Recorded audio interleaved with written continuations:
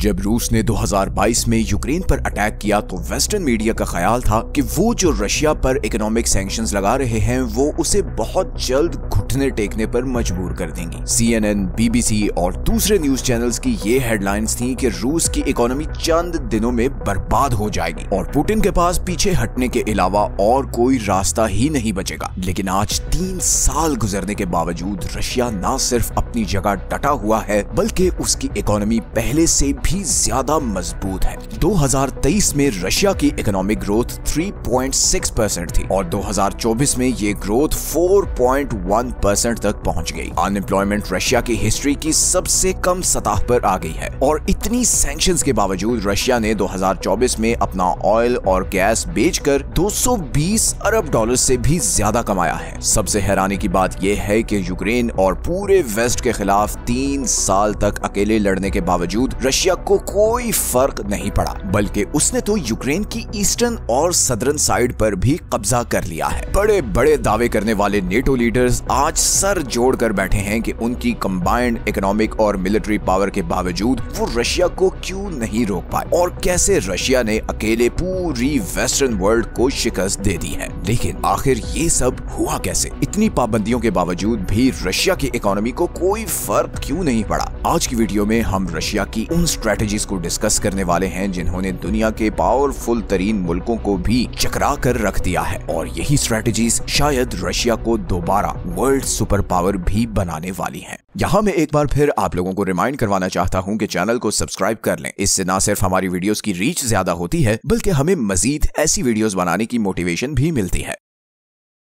आज रशिया जहां खड़ा है उसको समझने के लिए हमें थोड़ा माजी में जाना होगा। रूस पर सैंक्शंस कोई नई बात नहीं है। 2014 में जब रशिया ने क्राइमिया पर कब्जा किया था तब से वेस्टर्न कंट्रीज रूस पर सैंक्शंस लगा रहे हैं ताकि उसकी इकोनॉमी को डैमेज करके उसे दुनिया में अकेला कर सकें। शुरू में तो इन सैंक्शंस ने रशियन इकोनॉमी को थोड़ा सा नुकसान भी पहुंचाया और रूबल की वैल्यू भी गिर गई। लेकिन फिर फरवरी 2022 में एक टर्निंग पॉइंट आया जब रशिया ने यूक्रेन पर अटैक कर दिया। इस अटैक के जवाब में वेस्टर्न कंट्रीज ने रशिया पर मदर ऑफ ऑल सैंक्शंस लगा दी। अमेरिका, यूरोप, यूके, कनाडा और दूसरे वेस्टर्न कंट्रीज ने रशियन बैंक्स को ब्लॉक कर दिया और रशिया के यूरोप में पड़े 300 बिलियन डॉलर्स के रिजर्व्स भी फ्रीज कर दिए गए। फिर इससे भी एक कदम आगे जाकर वेस्ट ने रशिया के एनर्जी सेक्टर्स पर रिस्ट्रिक्शंस लगा दी। अमेरिका ने रशियन ऑयल, गैस और कोल की इंपोर्ट पर बैन लगा दिया और इसी को देखते हुए यूरोप ने भी रशिया से ऑयल और गैस की इंपोर्ट कम करना शुरू कर दी। अब इंटरेस्टिंग बात यह है कि यूरोप की 40% एनर्जी सप्लाई रशिया से आ रही थी। तो शुरू में तो इन सैंक्शंस का रशिया पर अच्छा खासा असर पड़ा। ऑयल की प्राइस $130 पर बैरल से भी ऊपर चली गई। रशियन रूबल कोलैप्स कर गया और रशिया में हर तरफ पैनिक फैल गई। सब एक्सपर्ट्स प्रिडिक्ट करने लगे कि अब बस रशिया कोलैप्स करने वाला है। यूरोपीय कमीशन के प्रेसिडेंट ने भी कहा कि रशिया ये सैंक्शंस नहीं सह पाएगा। सारा वेस्टर्न मीडिया भी ये प्रिडिक्ट कर रहा था कि रशियन इकोनॉमी बस चंद महीनों में कोलैप्स करने वाली है। लेकिन इसके बाद जो कुछ हुआ उसने सबको हैरान कर दिया। रूस कमजोर होने के बजाय बहुत तेजी से अडॉप्ट करने लगा। उसकी इकोनॉमी नीचे जाने के बजाय ऊपर जाने लगी और यहीं पर सबके दिमाग में ये सवाल आने लगा कि आखिर रशिया ने इतनी जल्दी अपनी इकोनॉमी को उठाया कैसे है? ऐसी कौन सी स्ट्रेटजीज थी जिन्होंने सारी वेस्टर्न प्रेडिक्शंस को गलत साबित कर दिया था? तो चलिए एक एक करके इन सब स्ट्रेटजीज को समझते हैं। रशिया की इकोनॉमी सक्सेस में सबसे बड़ा फैक्टर था एनर्जी एक्सपोर्ट्स। रशिया दुनिया का तीसरा सबसे बड़ा ऑयल प्रोड्यूस करने वाला मुल्क है। जब यूरोप और अमेरिका ने रशियन ऑयल को बैन किया तो रशिया ने बड़ी जबरदस्त स्ट्रेटजी अपनाई। उसने यूरोप से हटकर एशियन मार्केट स्पेशली चाइना और इंडिया को ऑयल और गैस सप्लाई करना शुरू कर दिया। इन कंट्रीज को बड़े बड़े डिस्काउंट्स और डील्स दी गई और इसी का नतीजा ये हुआ कि 2024 में चाइना और रशिया का ट्रेड $240 बिलियन तक पहुंच गया। इंडिया जो पहले रशिया से बहुत कम ऑयल इंपोर्ट करता था, it had now become one of the biggest buyers of Russian oil. 2022 में इंडिया की रशिया से ऑयल इंपोर्ट्स 0 थी, लेकिन 2024 में वो 1.8 मिलियन बैरल्स पर डे पर पहुंच चुकी थी। इसी दौरान रशिया ने एक और बहुत जबरदस्त टैक्टिक भी यूज किया और वो था शैडो फ्लीट बनाना। ये एक ऐसा खुफिया समुद्री बेड़ा था जिसमें 400 से ज्यादा ऑयल टैंकर्स थे और ये वेस्टर्न सैंक्शंस की पकड़ से बाहर थे। असल में शैडो फ्लीट एक खुफिया शिपिंग नेटवर्क होता है जिसमें ज्यादातर ऑयल टैंकर्स होते हैं। ये ऑयल टैंकर्स आम शिपिंग कंपनीज के बजाय ऐसी गुमनाम या छोटी कंपनियों के जरिए चलाए जाते हैं जिन पर वेस्टर्न लॉज या सैंक्शंस अप्लाई नहीं होते। ये ऑयल टैंकर्स ज्यादातर ऐसे मुल्कों में रजिस्टर्ड होते हैं जहां लॉज रिलैक्स्ड होते हैं और इस तरह कंपनी के असल मालिक की इंफॉर्मेशन छुपाना आसान होता है। अब क्योंकि ये ऑयल टैंकर्स फेक ओनर्स के नाम पर काम कर रहे होते हैं तो इन टैंकर्स के पीछे कौन सा मुल्क है उसे ट्रेस करना बहुत मुश्किल होता है और फिर ऊपर से ये टैंकर्स अपना जीपीएस भी बंद कर देते हैं जिससे ये पता करना बहुत मुश्किल होता है कि ये कहां से आ रहे हैं और कहां जा रहे हैं। जब ये ऑयल टैंकर्स रशियन पोर्ट से निकलते हैं तो बार बार अपना रूट बदलते हैं ताकि इन्हें कोई ट्रैक ना कर ले। फिर किसी एक फिक्स पॉइंट पर आकर ये तेल दूसरे टैंकर्स में शिफ्ट करते हैं और फिर वो टैंकर ये तेल लेकर दुनिया के डिफरेंट हिस्सों में जाते हैं और इस तरह वेस्टर्न कंट्रीज को शक भी नहीं होता कि ये तेल रशिया से आ रहा है। इन्हीं शैडो फ्लीट्स के जरिए रशिया बहुत बड़ी क्वांटिटी में अपना तेल चाइना, इंडिया, टर्की और दूसरे वेस्टर्न कंट्रीज तक पहुंचा रहा है। इसी स्ट्रेटेजी की वजह से वेस्टर्न सैंक्शंस का रशिया के एनर्जी सेक्टर पर कोई खास फर्क नहीं पड़ा, बल्कि उसने तो 2024 में इन एनर्जी एक्सपोर्ट से $220 बिलियन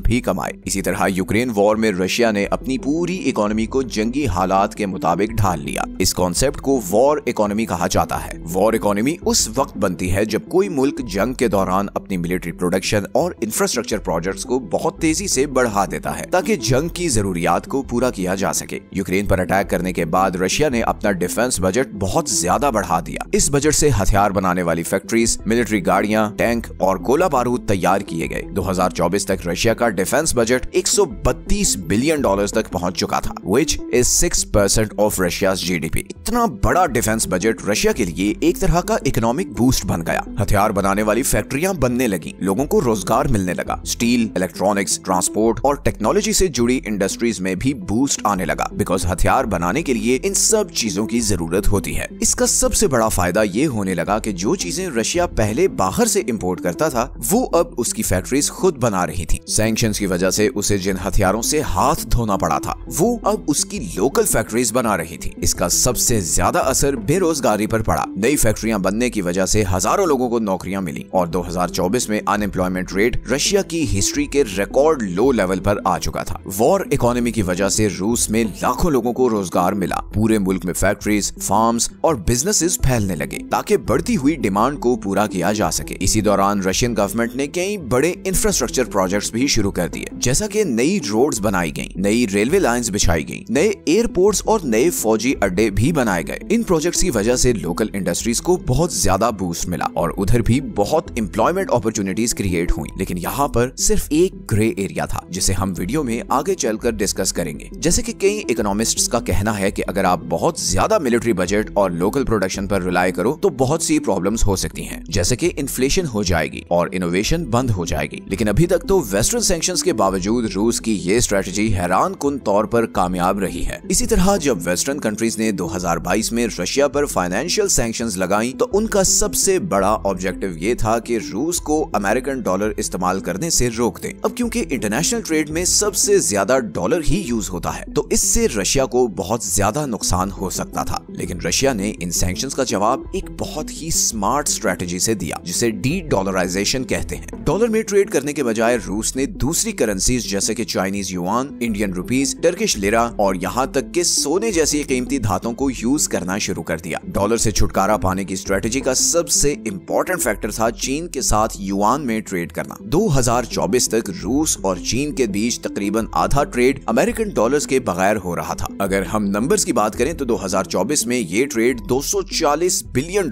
क्रॉस कर चुका था और अब ये सारा ट्रेड युआन और रूबल्स में हो रहा था। इसी तरह डॉलर्स ना यूज करके इन दोनों मुल्कों ने वेस्टर्न सैंक्शंस को आसानी से बाईपास कर दिया। इसी तरह इंडिया भी रशिया की डी डॉलराइजेशन स्ट्रेटजी का एक अहम पार्टनर बन गया है। 2022 से पहले इंडिया और रशिया के बीच इंडियन रुपी में ट्रेड ना होने के बराबर था, मगर 2024 में इंडिया अरबों डॉलर का तेल और गैस इंडियन रुपी में रशिया से खरीद रहा था। रशिया और इंडिया ने आपस में डायरेक्ट पेमेंट चैनल सेटअप कर लिए जिसकी वजह से उन्हें वेस्टर्न बैंक्स और फाइनेंशियल इंस्टीट्यूशंस पर बिल्कुल भी रिलाय नहीं करना पड़ा। इसी तरह रूस ने गोल्ड को भी एक सेफ ऑल्टरनेट के तौर पर यूज करने के लिए जमा करना शुरू कर दिया और 2024 के एंड तक रशिया के पास 2400 टन गोल्ड के रिजर्व रिजर्व्स पड़े हुए थे। इस तरह रशिया की डी डॉलराइजेशन स्ट्रेटजी ने न सिर्फ वेस्टर्न सैंक्शंस के असरात को बहुत कम कर दिया और बल्कि बाकी मुल्कों को भी ये सोचने पर मजबूर किया कि क्या वाकई डॉलर पर इतना रिलाई करना चाहिए। और यहीं पर एंट्री होती है ब्रिक्स की। जब रशिया ने डी डॉलराइजेशन की कैंपेन शुरू की तो ब्रिक्स कंट्रीज ने रशिया को भरपूर सपोर्ट किया। ब्रिक्स में ब्राजील, रशिया, इंडिया, चाइना और साउथ अफ्रीका जैसे कंट्रीज शामिल हैं। ब्रिक्स असल में उन कंट्रीज का ग्रुप है जो दुनिया के फाइनेंशियल सिस्टम्स पर जो वेस्टर्न डोमिनेंस है उसके सख्त खिलाफ हैं। ये अलायंस बना तो 2009 में था, लेकिन जब 2022 में रशिया पर वेस्टर्न सैंक्शंस लगी तो इसने प्रैक्टिकली दिखाया कि कैसे ये वेस्टर्न सिस्टम को चैलेंज कर सकते हैं। सैंक्शंस के दौरान इन सब कंट्रीज ने रशिया का भरपूर साथ दिया और उसके साथ खूब ट्रेड किया। सिर्फ इंडिया और चाइना ही नहीं बल्कि दूसरे ब्रिक्स कंट्रीज जैसे कि ब्राजील और साउथ अफ्रीका ने भी रशिया के साथ अपने ट्रेड को बहुत ज्यादा बूस्ट कर दिया। 2024 में रशिया और ब्रिक्स कंट्रीज के बीच $300 बिलियन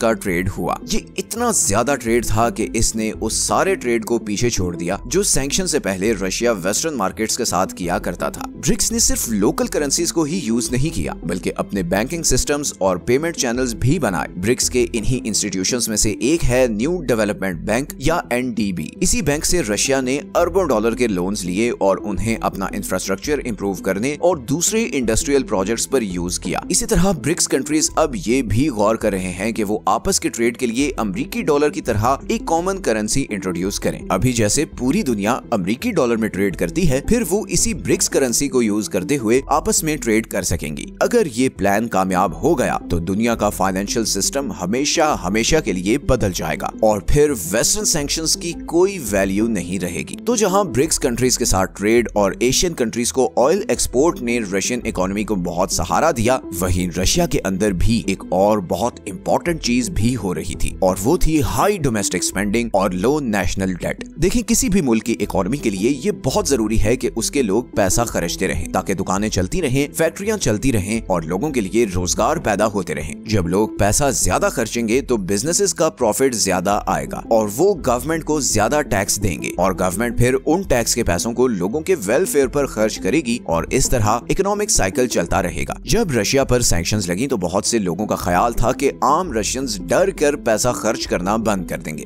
लेकिन रशियन गवर्नमेंट ने फौरी तौर पर ऐसे पैकेजेस और सब्सिडीज देना शुरू कर दी जिनसे आम लोगों को महसूस हुआ कि उनकी गवर्नमेंट तो बहुत स्ट्रॉन्ग है और सैंक्शंस वगैरह से उनकी इकोनॉमी को कुछ नहीं होने वाला। इसी का नतीजा ये हुआ कि लोग वॉर और सैंक्शंस के बावजूद बिल्कुल नॉर्मल हालात की तरह पैसा खर्चते रहे और आज रशिया का 70% GDP डोमेस्टिक स्पेंडिंग पर डिपेंडेंट है। ये स्पेंडिंग इसलिए भी पॉसिबल हुई कि रशियन गवर्नमेंट ने अनएम्प्लॉयमेंट रेट बहुत लो रखा हुआ था, जिसका मैं आपको ऑलरेडी बता चुका हूं कि कैसे वॉर इकोनॉमी ने लाखों जॉब्स क्रिएट की थी। इसी तरह रशिया की इकोनॉमिक सक्सेस में एक और बहुत इंपॉर्टेंट फैक्टर था लो नेशनल डेट। अब जहां अमेरिका जैसे कंट्रीज का नेशनल डेट उसके GDP का 100% है, वहीं रशिया का नेशनल डेट उसके GDP का सिर्फ 17% है। अब क्योंकि रशिया का डेट इतना कम है तो उसके पास ये ऑप्शन थी कि वो मुश्किल हालात में लोन लेकर अपनी इकोनॉमी को सपोर्ट करे और उसने ऐसा ही किया। इस लो नेशनल डेट का एक और फायदा ये भी था कि इन्वेस्टर्स को ये कॉन्फिडेंस था कि रशियन गवर्नमेंट के डिफॉल्ट करने के चांसेस बहुत कम हैं। तो ओवरऑल रशियन इकोनॉमी ने सारे ऑड्स और प्रेडिक्शंस के खिलाफ जबरदस्त रेजिलियंस शो की है। लेकिन अब कुछ उन चीजों की बात करते हैं जो रशिया के लिए फ्यूचर में प्रॉब्लम क्रिएट कर सकती हैं। सबसे पहले तो ये हाई डोमेस्टिक स्पेंडिंग का एक बहुत बड़ा नुकसान है जिसकी वजह से रशिया फ्यूचर में स्ट्रगल कर सकता है और वो है इन्फ्लेशन यानी महंगाई। आज रशिया का इन्फ्लेशन रेट 9.2% तक पहुंच चुका है और अगर ये इसी रेट पर ऊपर जाता रहा तो रशिया के लिए बहुत सी प्रॉब्लम्स खड़ी हो सकती हैं। इसी तरह लंबे अरसे तक वॉर इकोनॉमी पर रिलाई करना भी डेंजरस हो सकता है। गो के इस वॉर इकोनॉमी ने बहुत सी जॉब्स क्रिएट की हैं, मगर लॉन्ग रन में ये बाकी सेक्टर्स के लिए नुकसानदेह हो सकता है क्योंकि जब सारा बजट सिर्फ हथियार बनाने वाली फैक्ट्रियों पर लगेगा तो बाकी सेक्टर्स जैसे कि बैंकिंग, IT ये बहुत पीछे रह जाएंगी। इसी तरह सैंक्शंस की वजह से रशिया की वेस्टर्न टेक्नोलॉजी को एक्सेस खत्म हो गई है और हिस्टोरिकली देखा जाए तो रशिया अपनी बहुत सी इंडस्ट्रीज के लिए वेस्टर्न टेक्नोलॉजी पर डिपेंडेंट था। गो के रशियन कंपनीज ने लोकल ऑल्टरनेटिव बनाए हैं मगर टेक्नोलॉजिकली वो अभी भी वेस्टर्न प्रोडक्ट्स के लेवल के नहीं हैं। इसी तरह एक और बड़ा रिस्क ये भी है कि रशिया का current economic model short term adjustments की बुनियाद पर चल रहा है, जैसे यूरोप का तेल और गैस एशिया को बेचना, ऑयल एक्सपोर्ट के लिए शैडो फ्लीट्स यूज करना और एंटी वेस्ट कंट्रीज के साथ पार्टनरशिप करना और वॉर इकोनॉमी की हालत में रहना। लेकिन क्या ये मॉडल लंबे अरसे तक चल सकता है?